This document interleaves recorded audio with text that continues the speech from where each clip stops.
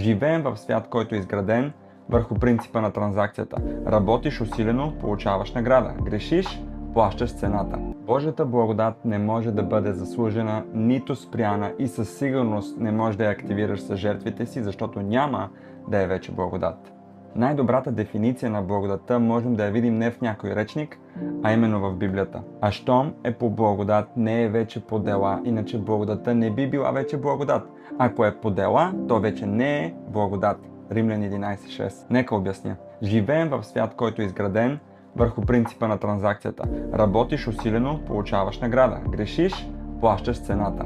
Но в Ефесяни 2 се казва, че дори когато бяхме мъртви в греховете си, Бог ни съживи заедно с Христос. И истината е, че мъртвите хора не могат да допринасят с нищо. Те не могат да се потрудят достатъчно, за да се върнат обратно към живота.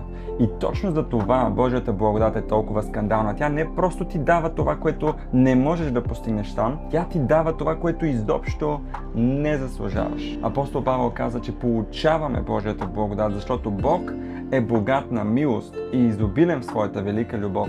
Също така не си мислете, че Той я дава безхаберно тази благодат. Именно в Ефесяни апостол Павел казва, че Бог ни дава изобилно Неговата благодат заедно с безпределна мъдрост и разум. Това е извора на благодата.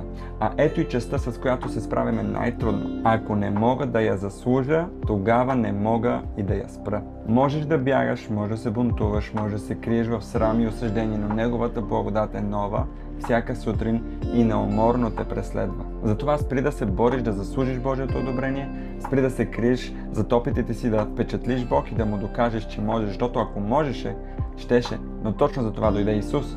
Позволи му да те обича, да ти помогне, защото Неговата благодат не е крехка, любовта му никога не отпада. Ама каква е моята част тогава? След като толкова държиш да имаш част, ето това е твоята част. Да повярваш и да приемеш.